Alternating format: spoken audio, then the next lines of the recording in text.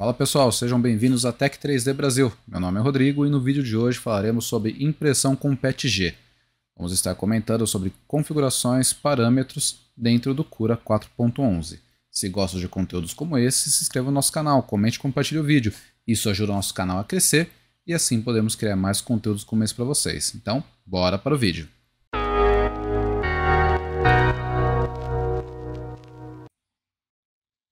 Para você que é iniciante de impressão 3D ou tem pouca experiência com o PETG, acompanhe a gente nesse vídeo. Vamos estar falando um pouco sobre configurações para impressão de PETG. Então, bora para o Cura.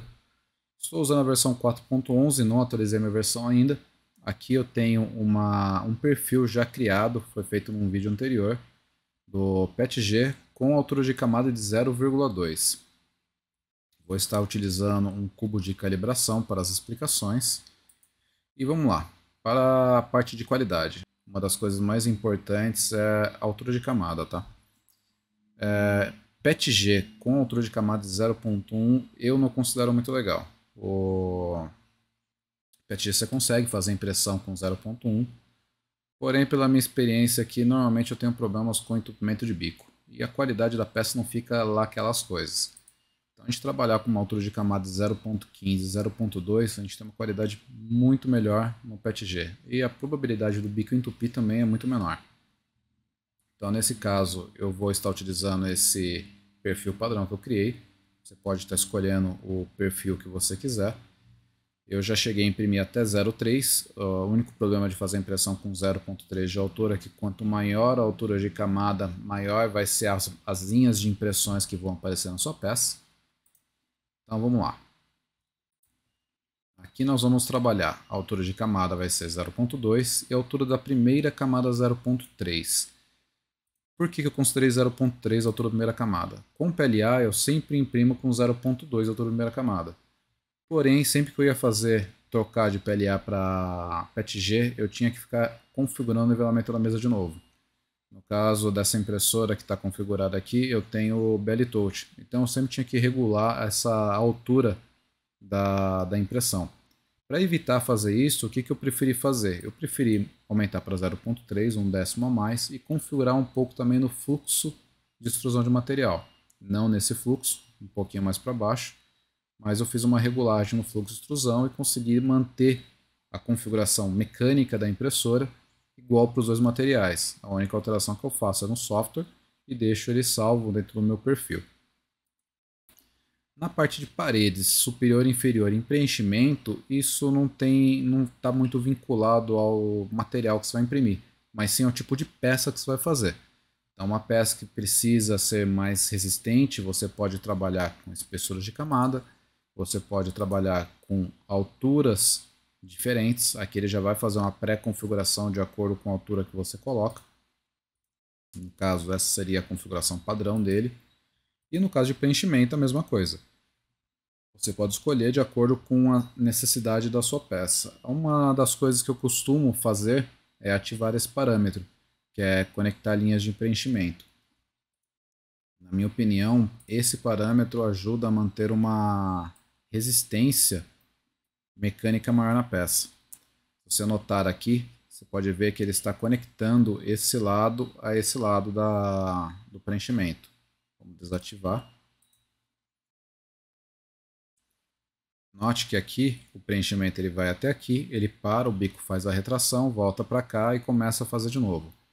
O que pode ocorrer é que numa configuração não tão bem regulada, a retração que ele vai fazer daqui para cá pode ser que venha a faltar material nessa junção e pode ser que venha a faltar material no começo dessa junção. Então nós teríamos um preenchimento não muito bem fixado às paredes da peça. Então você ativando essa função, principalmente no PETG, você garante que quando estiver fazendo o preenchimento, você não vai ter problemas de conexão do preenchimento com a parede externa. Então isso é uma das coisas que eu recomendo colocar nele. Na parte de materiais, eu costumo trabalhar aqui pelo menos com 230 na temperatura do bico.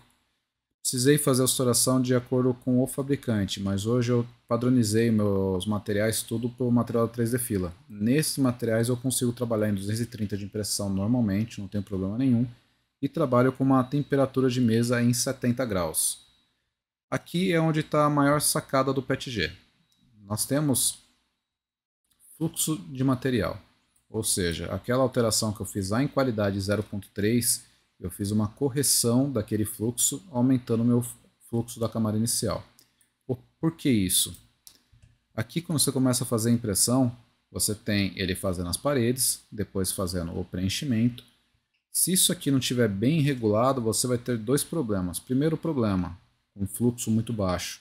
Você não vai ter a união entre essas paredes, tanto aqui como aqui. Ou seja, você começa a imprimir uma estrutura e essas paredes vão ficar todas soltas. Ou seja, se você forçar essa peça, ela vai se soltar, vai se descolar inteira. Vai ficar uma peça muito fragilizada. Então, nos testes que eu fiz nessa impressora, eu precisei deixar em 120 naquela altura de 0,3 para que eu tivesse uma primeira camada muito boa. Já para a configuração de fluxo geral, eu estou trabalhando nessa impressora em 95%. O que seria isso aqui? É uma redução do fluxo de material, isso é recomendado por todos os fabricantes de PETG, porém isso tem que ser testado de impressora para impressora. Teve impressora de cliente que eu já fiz manutenção, onde foi necessário a utilização de 100% para que tivesse uma peça de qualidade impressa por ela. Eu tenho uma impressora minha que eu trabalho com 85% e essa impressora eu trabalho com 95%. Então isso vai ter que ser testado de impressora para impressora e de fabricante de material para fabricante de material. Então eu recomendo que sempre faça esses testes. O que você leva em consideração para regular isso daqui? Por exemplo, fluxo de topo base, que está em 100%. Esse fluxo de topo base, por exemplo, essa pequena primeira camada que foi impressa aqui, se esse fluxo não estiver regulado, quando você pega a peça e dobra, ela vai se quebrar e vai se soltar as camadas, porque foi impresso com pouco material. Ela não teve a expansão suficiente do material para que ele pudesse se unir uma com a outra e com a parede de baixo. Tem que existir uma pequena pressão, além da temperatura, para que você tenha a fusão dos materiais. Então, se o fluxo é insuficiente, você vai ter um problema de aderência entre as camadas e entre as paredes. Nesse caso, dos 95%, já são a quantidade de material que é colocado aqui. No meu caso, eu tinha testado com 80 e fui subindo. Onde que eu fiz a verificação? Justamente na separação das paredes. Você consegue enxergar vão entre elas. Então, quando você aperta as camadas, quando você vem e faz o aperto, você enxerga as camadas fazendo justamente esse movimento. Se ela estiver fazendo isso, o ideal é que você vai subindo o fluxo de material até que ele consiga fazer a união das paredes dela. Isso garante que a sua peça vai ficar bem rígida, vai ficar firme. Se isso aqui tiver demais, o que acontece? Essas linhas de impressão, essas marcas que você consegue enxergar aqui no próprio Cura, elas vão ficar muito evidentes nas peças. Então você vai ter uma união muito boa aqui, porém você vai ter uma marca evidente na parede da peça. Uma marca de linha de impressão muito evidente. Então você vai trabalhar nesse fluxo para garantir uma qualidade boa nas paredes e para garantir uma aderência entre as paredes. Já vindo para a velocidade, assim como eu já falei em vários vídeos, eu trabalho sempre com uma velocidade constante, com exceção da velocidade de percurso. Eu não vejo tanta necessidade de manter esses parâmetros sempre iguais, porém eu não acho legal você ter uma diferença muito grande entre a velocidade de trabalho e a velocidade de percurso, principalmente devido à aceleração. Quando você sai de uma velocidade de 50 para velocidade de 120, 150 por ano, você vai ter um arranque no motor. Se sua impressora, sua aceleração estiver bem regulada, você vai acabar perdendo passo. Uma hora ou outra você perde passo e vai ter o deslocamento de camada. Um dos principais motivos para deslocamento de camada é justamente essa aceleração. Você tem um enrosco, lógico que vai enroscar em algum ponto e vai perder passo. Tirando esse problema é excesso de aceleração. Ou seja, se a aceleração estiver muito alta e você tiver uma mudança muito brusca nas velocidades, você pode correr o risco de ter um deslocamento de camada. Então eu prefiro não ter uma diferença tão grande e garantir habilitar o controle de aceleração. No caso, eu tenho certeza que nessas impressoras, com essa aceleração, eu não tenho risco de ter problema com deslocamento de camada. O padrão, normalmente nos firmwares, são em 3000 impressoras que você monta. Ainda, por exemplo, ela vem a consideração travada em 500, se não me engano. É uma qualidade de impressão muito boa, porém também o tempo de impressão é muito maior. Então, no caso dessa impressora, como eu montei ela, eu sei que 1500 eu consigo colocar, tem uma impressão de qualidade e consigo ter uma velocidade boa nela também. Descendo para percurso, que é o segundo ponto que eu considero mais importante dentro do PETG, é a retração. Isso é a recomendação do fabricante, no caso da 3D Fila, ou seja, nós temos a retração ativada, uma distância de retração de 5, uma média de 5, que eles recomendam utilizar de 5 a 7. Dependendo do que você for imprimir, se talvez precise aumentar um pouco, velocidade de retração em 40. Por experiência própria, quando a gente trabalha com peças ou com pontos de impressão distintos, você deixar a velocidade muito alta piora o string. Então a gente costuma trabalhar com velocidades mais baixas para tempo do material subir sem esticar. E a retração vai depender muito do material também. Tem material, por exemplo, marcas ou pigmentos, tá? Materiais com cores diferentes. Alguns a gente acaba sendo obrigado a colocar distância de retração maior.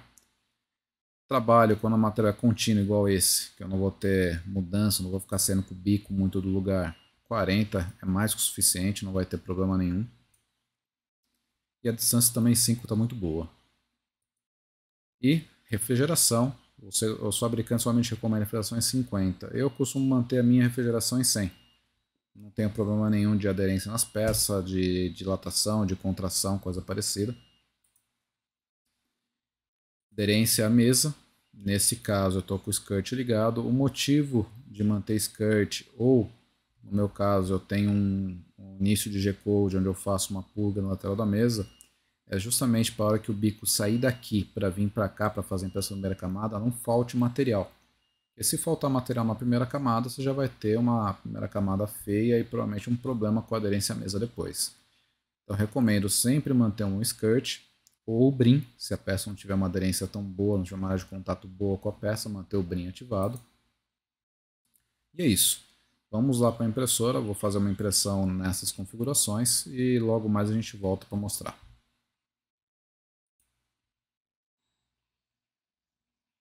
Esse é o material que nós estamos utilizando, é o PETG da 3D Fila 1.75 Red Metal.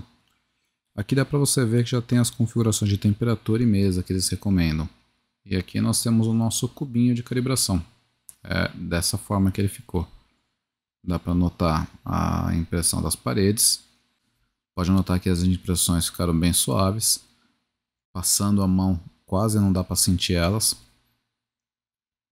E a base também. A base ficou bem lisa, teve uma boa união entre as paredes. Para notar as paredes e a base, praticamente não dá para se ver nada nelas.